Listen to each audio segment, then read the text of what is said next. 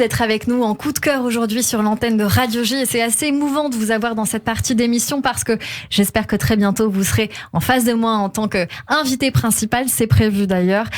On vous connaît déjà très bien. Vous êtes un coup de cœur pour beaucoup déjà puisqu'on vous a entendu notamment dans Les 10 Commandements.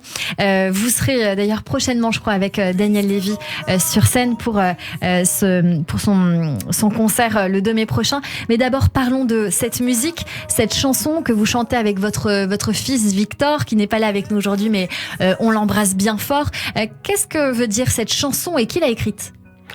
Alors le texte est de Monsieur Guimard, qui est un si je puis dire un illustre inconnu, puisque en fait il s'est retrouvé à devoir écrire des chansons parce qu'il a répondu à un appel d'offres de Ahmed Mouissi. Ouais. Voilà, qui a demandé à des gens lambda de lui fournir des textes pour son prochain album, et voilà, les textes sélectionnés s'y seraient retrouvés.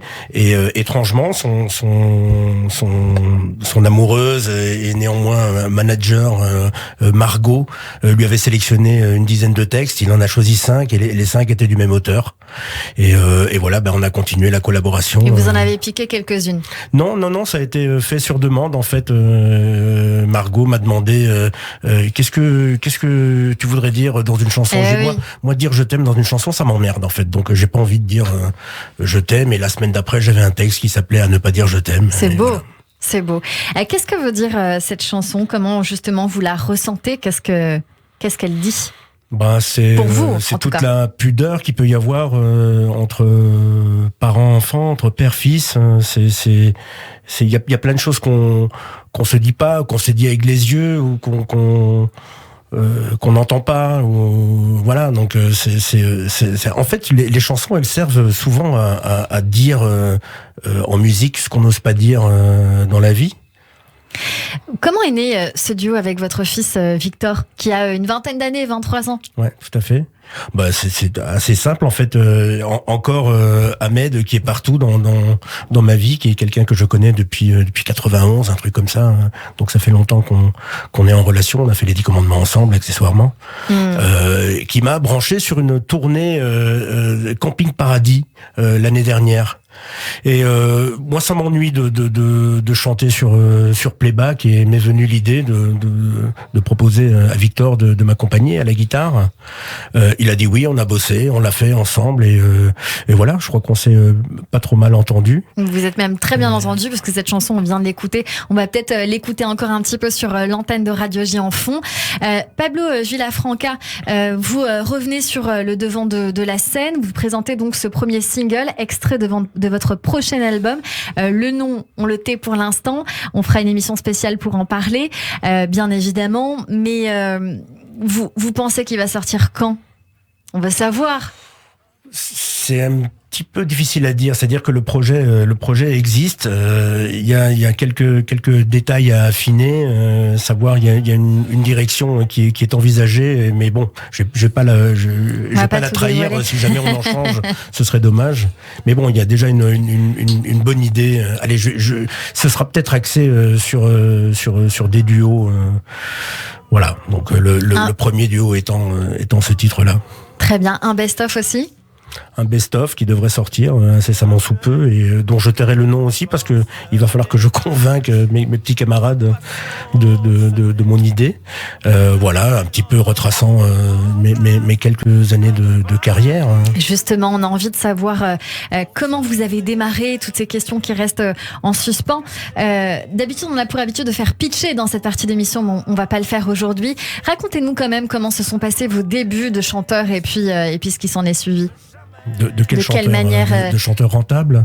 C'est des chanteurs qui gagnent sa vie? Non, de chanteurs qui gagnent sa vie. On sait, on vous a vu. En fait, vous êtes, comment on peut dire, un ponte de la comédie musicale. On vous a vu dans de jolies comédies musicales. C'est la vérité. Vous avez été beaucoup renommé pour cela. On cache pas que vous avez chanté sur beaucoup d'albums, aussi sur celui de Morane. Ouais, voilà, on n'a pas fait que chanter ensemble. Votre ancienne compagne, vous avez même une jeune fille ensemble. Racontez-nous votre expérience en tant que chanteur. Bon, je sais pas, ça a dû commencer assez tôt. Je pense qu'on m'a assez vite mis sur la table pour que je chante. Donc déjà tout petit. Donc c'est un truc qui m'accompagne depuis toujours. Puis il y a eu l'adolescence avec les groupes de heavy metal notamment. J'ai fait pas mal de heavy metal et j'ai arrêté parce que c'est ce que je faisais le moins bien finalement. Vous avez fait plusieurs albums ? Alors, de musique personnelle, non, j'en ai fait au final qu'un seul après les 10 commandements, qui s'appelle Juste pour quelqu'un, qui est sorti chez Sony Epic à l'époque. Voilà, sinon non, j'ai eu beaucoup de collaborations, de participation à des choses. Voilà, mais en fait, je suis arrivé en France parce que vous n'êtes pas français à la base, il faut le dire. Non, j'ai réussi Vous à êtes être belge. espagnol, né en Belgique un 14 juillet, ce qui présente une certaine originalité.